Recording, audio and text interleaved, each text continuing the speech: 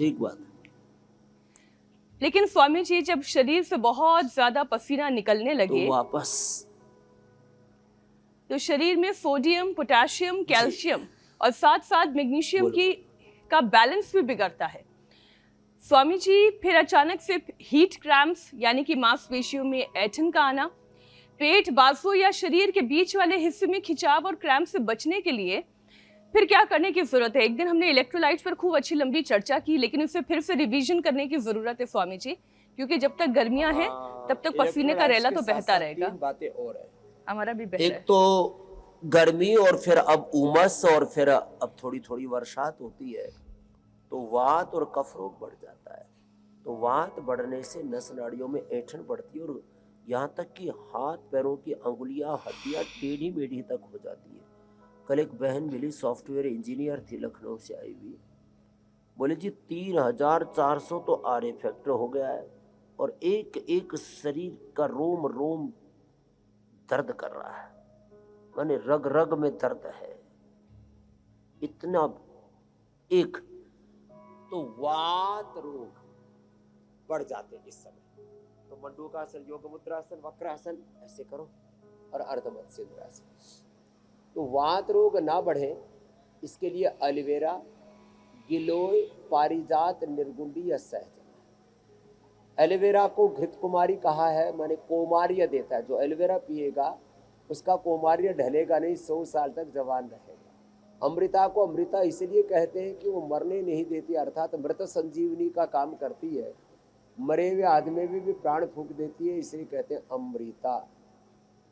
अच्छा, तीसरा जो है पारिजात, ये तो समुद्र मंथन में मिली हुई दिव्य औषधि मानी जाती है।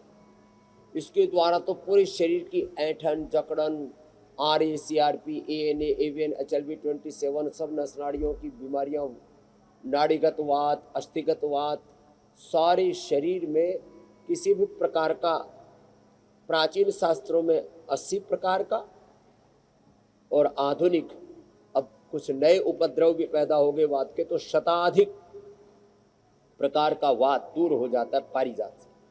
तो एलोवेरा, गिलोय, पारिजात, निर्गुंडी भी ऐसा ही अप्रतिम, और सहजना ये तो पूरी नस नाड़ियों को अंदर तक ठीक कर देता है और सारे जो विटामिन B12 की जो सारी फैमिली है उससे आपको भर देता है।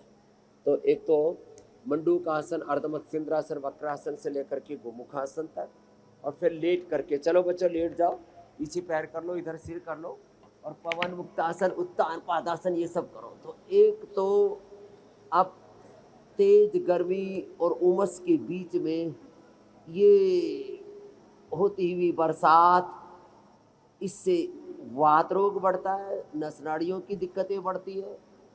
दूसरा इसमें कफ रोग बढ़ता है, सर्दी जुकाम, अलग अलग प्रकार के बैक्टीरिया, वायरस, फंगस पैदा हो जाते हैं। उससे वहाँ जहाँ सर्दी जुकाम होता है वहीं पेट भी बड़ा गड़बड़ हो जाता है। तो अपनी इम्यूनिटी को अच्छा बनाए रखने के लिए पवन मुक्तासन, उत्तान पादासन ये करना बहुत ही जरूरी है। पवन मुक्तासन 1 से 2 मिनट, 1 से 2 मिनट, उत्तान पादासन 1 से 2 मिनट, ये नौकासन, ऐसे बैलेंस के साथ थोड़ा ठहरना होगा, धीरज के साथ, पेशेंस के साथ। पादा अंगुष्ठ नासा स्पर्शासन, सेतुबंध, सर्वांग हलासन। तो नस नाड़ियों की दिक्कतें, बैक्टीरियल, वायरल, फंगल इन्फेक्शन, फिर पेचिश लगना, पेट खराब होना, गैस, एसिडिटी बनना, और तीसरा फिर इसमें प्रमाद बहुत बढ़ता है। फिर मन में, तन में, जीवन में एक भारीपन सा, उसको हटाने के लिए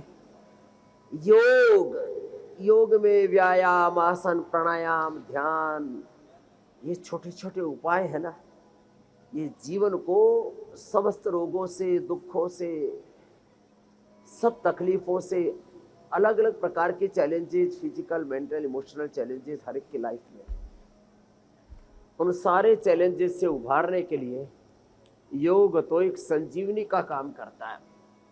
चलो सर्वांगासन, हलासन भी बहुत ही अप्रतिम है, 1-1, 2-2 मिनट इनको भी कर लिया जाए तो फिर तो पूरी ऊर्जा का ही ऊर्ध्व आरोहण, पूरी ऊर्जा का ही दिव्य रूपांतरण, उत्तेजक आहार, उत्तेजक विचार, उत्तेजक वाणी व्यवहार, चारों तरफ अलग अलग प्रकार की उत्तेजनाएं, रेडिएशन, पोल्यूशन और अलग अलग प्रकार का ये ग्लोबल वार्मिंग का, और फिर अलग अलग प्रकार के मौसम का ये जो थपेड़ा पड़ता है, इन सारे थपेड़ों के बीच में, सारी प्रतिकूलताओं, संघर्षों, चुनौतियों के बीच में योग से हम चरैवेती आगे बढ़ते रहेंगे और एक स्वस्थ जीवन, एक आनंदमय जीवन जिनसे भी बन पाए, सर्वांगासन, हलासन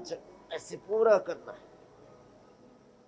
और धीरे धीरे अभ्यास से तो फिर शीर्षासन भी हो जाता। अब शीर्षासन के लिए तो थोड़ा बैलेंस बनाना पड़ेगा, और उस बैलेंस के बनने पर तो पूरी जीवनीय ऊर्जा ही रूपांतरित हो जाती है।